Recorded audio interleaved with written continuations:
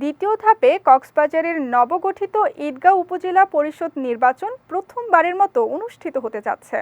এছাড়া একই সঙ্গে চকরিয়া ও পেকুয়া উপজেলা পরিষদ নির্বাচনও অনুষ্ঠিত হবে। শেষ মুহূর্তে এই তিন উপজেলায় জমে উঠেছে প্রার্থীদের প্রচারণা। কক্সবাজার প্রতিনিধি এম শাহ আলমের পাঠানো তথ্যচিত্রে শেখ তাসফিয়া করিম জানাচ্ছেন বিস্তারিত।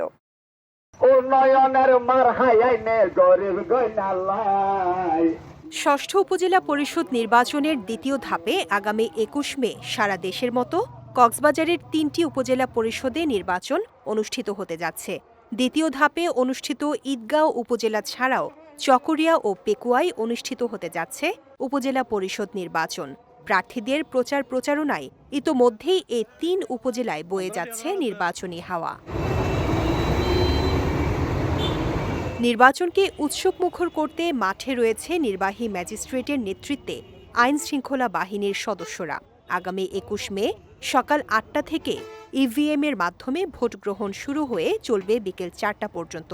এদিকে এলাকার উন্নয়নে কাজ করবে এমন প্রার্থীকে ভোট দিয়ে নির্বাচিত করার কথা জানান ভোটাররা। আমাদের পুক্কালি ইউনিয়নে এবং আপামর জনসাধারণের কাজ করবে এবং গরিব দুঃখী মেহনতি মানুষের সেবা করবে। সর্বোপরি আমাদের পুক্কালি ইউনিয়নের এবং 5টি ইউনিয়নের উন্নয়ন করবে। আমরা এমন একটা মানুষ। নতুন উপজেলা হিসাবে অনেক অবকাঠামো উন্নয়নের অনেক কিছু রয়েছে, যেহেতু অনেক রকম কাজকর্ম হবে। যদিও একজন পরিপূর্ণ দক্ষতা ব্যক্তি যদি উপজেলার চেয়ারম্যান নির্বাচিত হলে তাহলে গৃহবাসী সুফল পাবে মনে করি।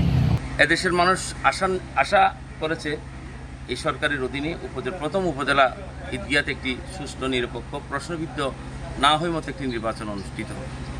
অন্যদিকে নির্বাচিত হলে উপজেলার অবহেলিত এলাকার উন্নয়ন করা হবে বলে জানান প্রার্থীরা। ৪০ বছর তাদের সাথে ছিলাম, তাদের পাশে ছিলাম এবং আমি বিশ্বাস করি মানুষ আমাকে মূল্যায়ন করবে। যদি মূল্যায়িত হয় আমি মানুষের সেই মূল্যায়নকে যথাযথ সম্মান করব। সুষ্ঠু নিরপেক্ষ নির্বাচন হলে ঈদগাঁও উপজেলাবাসী ইনশাআল্লাহ বিপুল ভোটে আমাকে বিজয়ী করবেন, সেটা আমি জনগণের ভালোবাসায় আমি মনে করেছি।